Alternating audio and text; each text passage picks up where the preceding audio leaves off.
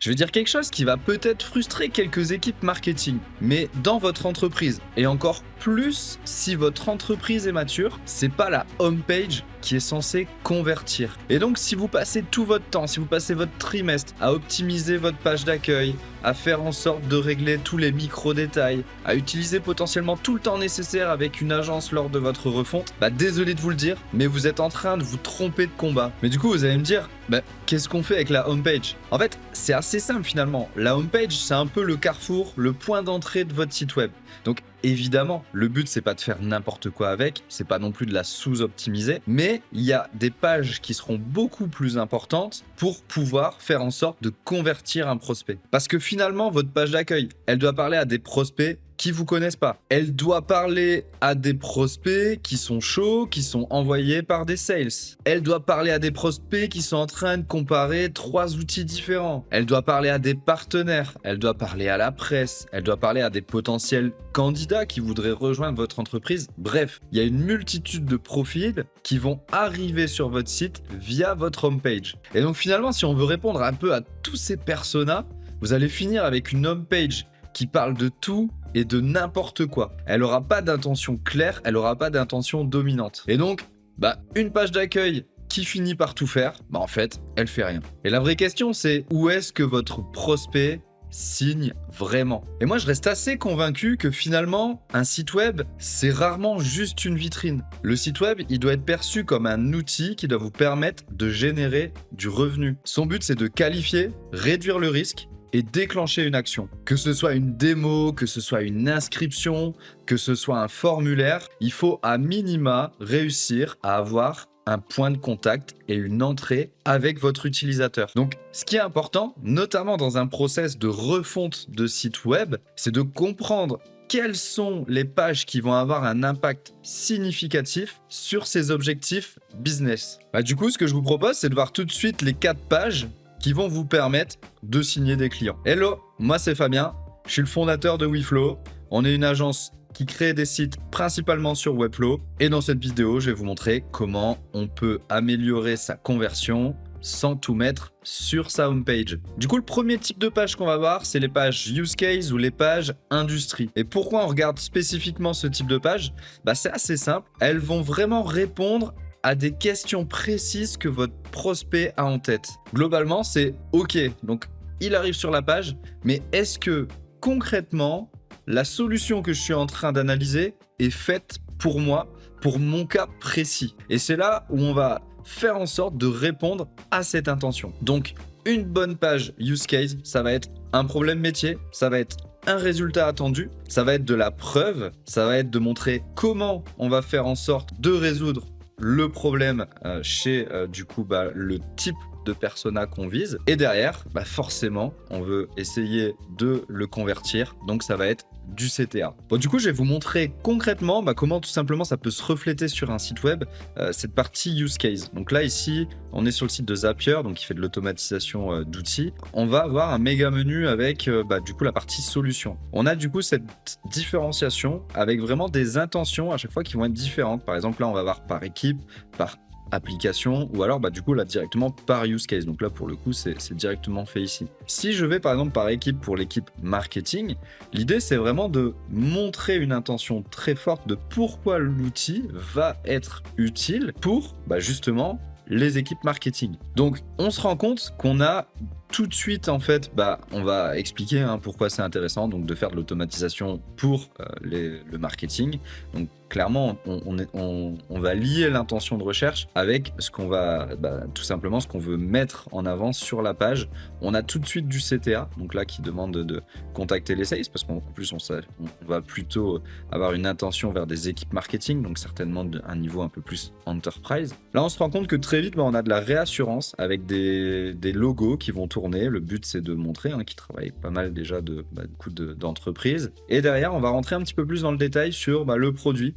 Pourquoi ça peut vous aider, ce qui peut se faire. On enchaîne sur quelques témoignages, donc là encore une fois de la preuve sociale, on va montrer que ça peut avoir un bénéfice pour vous. On montre les différents éléments, bon voilà, de toute façon on est vraiment sur une page classique, mais c'est clairement sur ce type de page qu'il faut venir travailler les intentions de recherche fortes de cette manière. On continue, donc les différents éléments, forcément on est sur des connecteurs, donc le but c'est de connaître aussi ce qu'on peut faire. Et ensuite, quand on va arriver de plus en plus bas, on va avoir des choses de plus en plus, on va dire, explicatives. On va passer une petite FAQ pour aussi ajouter dans l'intention de recherche, mettre certainement des données structurées pour que ce soit aussi plus visible, ne serait-ce que dans les moteurs de recherche et aujourd'hui dans les moteurs IA. Et le petit CTA bas de page. Donc ça, c'est typiquement le type de page qui va être intéressante à regarder quand on va vouloir aller sur ce type de page use case. Un autre exemple qui peut être intéressant à regarder, c'est le site de Stripe finalement. C'est assez marrant pour l'anecdote parce que c'est un site qui est très souvent cité par nos clients. Quand on fait une refonte ou un travail sur Webflow, sur une refonte de site web, on va tout le temps en fait demander via des ateliers, etc. à nos clients de trouver des sites qui vont être inspirationnels. Et donc ça peut être soit par du design, ça peut être sur de l'architecture, de certaines pages, de comment c'est construit. Et finalement Stripe, c'est un site qui est assez souvent cité. Donc je pense que c'est un site qui plaît bien et surtout c'est un site de toute manière qui est travaillé pour justement aussi ses intentions de recherche et qui a une grande clarté. Donc on a la même chose quand on arrive sur solutions.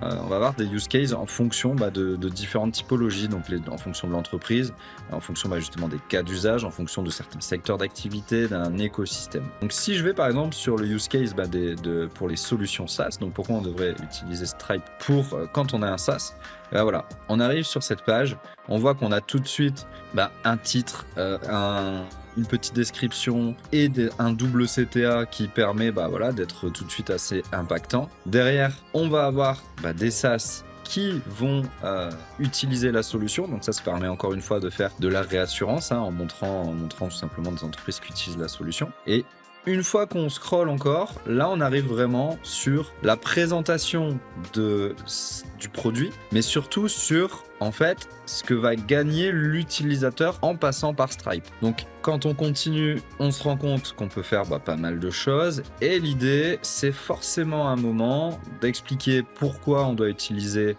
Stripe et la plateforme.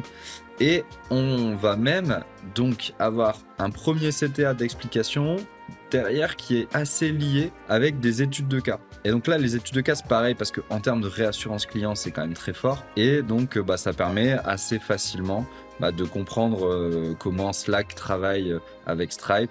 C'est lié avec le témoignage complet, donc qui est vraiment une page à part entière. Et derrière ça, on en a plusieurs, d'ailleurs, on voit qu'on peut les choisir ici. Derrière ça, l'idée, c'est quoi ? C'est d'aller sur le CTA pour tout simplement créer l'action, cette fois-ci, donc de démarrer, de commencer le produit, de prendre une démo avec vous. Après, ça va dépendre forcément de votre activité. Le deuxième type de page qui va vous aider à signer, c'est la page pricing. Alors, vous allez me dire, ouais, mais on n'a pas envie de montrer notre pricing, etc. Donc évidemment, ça peut dépendre des business. Mais de manière générale, l'idée, c'est vraiment de montrer à vos utilisateurs tout simplement où est-ce qu'il peut se situer. Le but, c'est vraiment de l'aider dans sa prise de décision. Donc il faut être capable de donner des fourchettes, des packages, des prix à partir de, ce qui potentiellement peut faire varier le prix, d'ajouter une bonne FAQ qui va tout simplement montrer un petit peu les objections et déjà répondre aux questions que l'utilisateur pourrait se poser. On a par exemple Fathom Analytics qui a une page pricing qui est assez simple mais qui reste efficace. Donc forcément ils ont un pricing pour le coup qui reste, on a juste entre guillemets un plan qui démarre à $15 par mois, donc on voit bien, démarre à partir de. On a un CTA sur de l'essai gratuit, on peut avoir deux mois gratuits quand on passe sur un forfait annuel. Et derrière, cette mise en avant du pricing, on va tout de suite aller encore une fois sur de la réassurance, donc par un bandeau de logo, par quelques petits témoignages directement qui expliquent pourquoi en fait la solution est intéressante. Et derrière, ce que je disais tout à l'heure, on va avoir de la FAQ. Donc l'idée c'est déjà contrecarrer un petit peu les objections que l'utilisateur pourrait avoir et forcément aussi de penser au SEO et au moteur IA directement à l'intérieur ici. C'est un pricing qui est assez simple. Il y a une autre page que je trouve intéressante, notamment sur ClickUp. Pour le coup, c'est beaucoup plus complexe entre guillemets dans la construction, mais c'est très bien fait. Donc le but aussi d'une page pricing, c'est de montrer concrètement ce qu'on va avoir dans un pack ou ce qu'on ne va pas avoir. Donc comme ça, l'utilisateur sait tout de suite. Donc ça, c'est ce que fait très bien ClickUp. Donc en mettant les différentes choses qui sont prévues dans le plan, on peut en fait ouvrir là comme ça, si on veut vraiment détailler les features. Donc ça permet en fait clairement quelqu'un qui est très intéressé par le produit, elle va regarder, elle va se dire bah voilà, je sais que je dois utiliser ce plan-ci ou ce plan-là, puisque là pour le coup, c'est très complet. Bon, des fois on a une partie un peu spécifique, donc là c'est parce qu'ils sont en train d'intégrer l'IA, donc voilà, ils mettent en place dès ce moment-là. Et autre chose qui peut être hyper intéressant, c'est de jouer un petit peu sur ce type de calculateur dynamique, parce que déjà ça crée de la rétention sur votre site web, les gens vont entre guillemets un petit peu jouer avec votre outil. Donc là on peut voir par exemple, je sais pas, on a 50 personnes dans l'équipe, on utilise aujourd'hui Loom, Notion, Salesforce et allez, on va dire HubSpot. Moi du coup pas forcément d'intérêt, mais on va dire HubSpot, ce sera un petit peu moins cher. Et voilà, en fait dynamiquement on peut comprendre combien on va économiser par an. Donc ça c'est top, parce qu'en fait ça donne aussi des bonnes intentions au moteur de recherche, parce que tout simplement les personnes jouent entre guillemets avec votre outil, et là, ça va permettre d'avoir plus de rétention sur votre site, ça va permettre d'avoir plus de rétention sur votre site web, et donc ça va donner des signaux positifs sur le fait que les personnes, les utilisateurs trouvent votre page intéressante. Et du coup, même logique après, on arrive sur une FAQ. Donc là on voit qu'elle est assez réduite, mais d'ailleurs qu'on peut en load des autres. Donc l'idée c'est encore une fois mais de mettre toutes les questions que vous pouvez avoir au niveau de service client, au niveau de votre produit, et vraiment de faire en sorte d'anticiper d'éventuelles questions qu'un utilisateur pourrait se poser pour qu'il puisse être rassuré. Ce qui est important de savoir sur le pricing, c'est que plus vous êtes clair, plus vous allez qualifier votre prospect, et donc, logiquement, plus vous allez convertir. Le flou constant fait perdre beaucoup d'opportunités aux entreprises. Et surtout, même des fois, ça peut avoir un effet inverse à ce qu'on veut créer, c'est-à-dire attirer les mauvais prospects. En plus, dans un monde où tout le monde cache un petit peu ses prix, faire preuve de transparence finalement, ça peut permettre de convertir davantage. Le troisième type de page qu'il faut optimiser, c'est la page comparatif. L'idée, c'est de mettre en comparaison votre service, votre produit avec une autre solution. Et donc pour cet exemple, on va aller tout simplement directement sur le concurrent direct de ClickUp qu'on a vu juste avant, et on va partir chez Asana, qui vont faire une page de comparaison entre du coup les deux solutions, Asana et ClickUp. Et donc très vite, quand on se rend compte, quand on avance sur la page, déjà l'idée c'est d'avoir quand même beaucoup de réassurance, puisque tout de suite ils vont nous montrer quelles sont les entreprises qui vont utiliser plutôt la solution Asana, et derrière ils vont vraiment répondre au fait que ça va être facile d'utilisation, ça va être un partenaire fiable,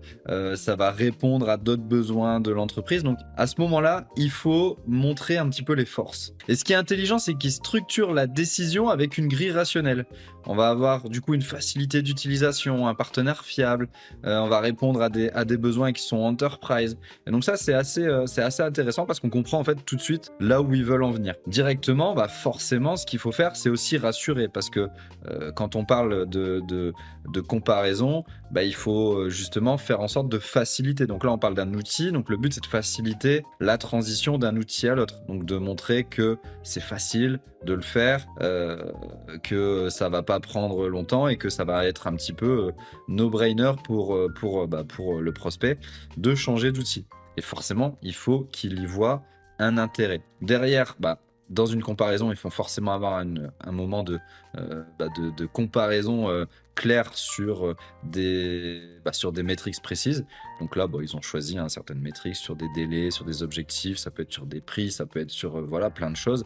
Mais l'idée, c'est d'avoir quelque chose d'assez visuel et de montrer pourquoi finalement votre solution, elle est peut-être meilleure. De la réassurance, donc là, on va montrer un petit peu de preuve sociale pour expliquer pourquoi ça peut être intéressant de passer sur cet outil avec la possibilité d'aller plus loin, de consulter l'étude de cas. Et après le petit CTA et on continue sur la FAQ. Donc très concrètement, ce type de page, c'est aussi hyper intéressant. Ce qui est important d'avoir en tête, c'est que ce type de page, c'est pas juste forcément votre solution vs la solution des concurrents. Ça peut prendre plusieurs formats différents. Ça peut être par exemple votre solution vs le fait de le travailler en interne. Et votre rôle ici, c'est pas juste de dire c'est nous les meilleurs, il faut absolument travailler avec nous. Non, l'idée c'est vraiment de montrer que vous allez avoir un réel bénéfice pour l'utilisateur à utiliser votre solution. Et il faut que ce soit le plus transparent possible. Et votre rôle forcément, c'est pas de dire c'est nous les meilleurs. Votre but, c'est de montrer et d'aider à la décision vos prospects. Donc il faut mettre en avant les critères, il faut mettre en avant les limites et il faut que vous puissiez expliquer pour qui c'est et pour qui ça n'est pas. Et donc si vous êtes sur un projet de refonte de site web ou si vous êtes en train de réfléchir justement à comment vous pourriez potentiellement convertir un petit peu plus, je vous conseille quand même de réfléchir justement à cette page de VS, cette page comparative, parce que clairement on arrive à un moment où l'utilisateur est déjà en train de prendre une décision. Et donc c'est là que c'est intéressant dans l'intention qu'a cet utilisateur à choisir en fait finalement un outil, une solution. Le quatrième type de page que vous devez regarder, c'est forcément les landing pages d'acquisition. Là, vous faites du chirurgical, une promesse, une audience, une objection, une action. Et là, l'idée, elle est simple. Quelqu'un qui va faire une recherche, par exemple, sur outils mailing, à ce moment-là, il veut pas découvrir votre marque. Il veut savoir si l'outil est fiable, quels sont les retours et comment il peut l'intégrer à sa stack. Donc, une landing page d'acquisition, ça colle concrètement à une intention. Et donc là, on est vraiment sur quelque chose de très différent de la home page, puisque le but, c'est de répondre très concrètement à cette intention précise. Allez, je vais vous montrer 2 landing pages justement sur le sujet outils mailing parce que je trouvais que c'était intéressant de vous les montrer. Donc regardez là par exemple Mailjet, ce qu'ils font tout de suite, c'est montrer en quoi la solution d'email marketing, ça va être intéressant. Donc déjà, ils utilisent des mots assez forts, croître, engager, convertir. On a vraiment les doubles CTA qui permettent de s'inscrire directement, de demander une démo, donc certainement plutôt pour une version enterprise. On a de la réassurance client tout de suite, un petit aperçu de la plateforme. Ce qui est aussi intéressant, et peut-être que vous ne l'avez pas forcément noté, mais c'est que très souvent dans une landing page d'acquisition, donc on va envoyer sur de l'acquisition payante majoritairement, on va ne pas avoir de navigation pour ne pas non plus défocus l'utilisateur et faire en sorte que en fait ça soit assez simple, c'est qu'il soit poussé à l'action que vous avez envie de lui faire faire. Puis ensuite, ils enchaînent directement avec les arguments. Donc voilà, et on peut créer, on peut utiliser l'IA, on peut faire directement de l'automatisation, c'est sécurisé. Donc l'idée, c'est vraiment de montrer un petit peu les arguments phares. Ensuite, on va arriver sur les fonctionnalités et même le pricing. Donc là, c'est assez intéressant parce qu'ils mettent directement en fait une notion de prix. Comme ça, l'utilisateur peut savoir si c'est pour lui ou pas pour lui en fonction de son budget. Et là, directement de la réassurance client, donc avec un petit témoignage spécifique et derrière des avis qu'on va pouvoir retrouver. Le fameux CTA et idem, on va avoir un footer qui va être très très réduit parce qu'on est dans la même optique. Le but, c'est vraiment on arrive à la fin de la page, on s'inscrit ou on contacte un expert. Un autre exemple intéressant, ça va être HubSpot. On est sur la même intention, c'est-à-dire l'email marketing. Donc là, ils mettent directement dans le titre le fait que c'est optimisé par l'IA. On se rend compte que tout de suite, ils ont beaucoup de clients dans beaucoup de pays. Donc on a un système qui est fiable. On va avoir de la réassurance qui va être faite. Et comme tout à l'heure, on va montrer concrètement pourquoi ça peut aider. Et à chaque fois, on va pousser à la création d'un compte gratuit. La réassurance avec un petit témoignage de client et le CTA. Donc vraiment, on a ici des templates qui sont hyper proches et en fait, c'est des templates qui fonctionnent assez bien dans des landing page acquisition et je vous recommande vraiment de tester ça parce que c'est des choses qui peuvent très bien marcher vraiment dans une optique de conversion. Et donc une bonne landing page d'acquisition, ça reprend souvent les mêmes principes. On va avoir une promesse ultra alignée avec la requête, on va avoir des call to action, voire même des call to benefits qui vont être forts. On va très vite mettre en avant de la preuve sociale. On va avoir des objections dominantes qui vont être traitées, que ce soit au niveau de l'utilisation, au niveau de la sécurité, au niveau des bénéfices apportés pour le client. Et on va avoir un next step, c'est-à-dire qu'on va très vite dire ce qu'il faut faire. Il n'y a pas besoin de passer par 10 autres pages avant de savoir ce qu'il faut faire. Voilà, c'est on clique sur le bouton, on s'inscrit, on prend rendez-vous, on fait une démo. Voilà, c'est très clair et précis. Donc finalement, ce qui est important de comprendre, c'est que votre page d'accueil va avoir un rôle qui va être très très différent de vos pages d'acquisition. Et donc, il faut vraiment pas tout confondre et ne pas tout mettre dans la home sous prétexte que c'est important que l'utilisateur puisse très vite comprendre tout ce qu'on fait. En fait, non. Le but, c'est de le faire via des pages qu'on va appeler des pages secondaires, mais qui vont vraiment répondre à des intentions très précises dans le parcours de l'utilisateur.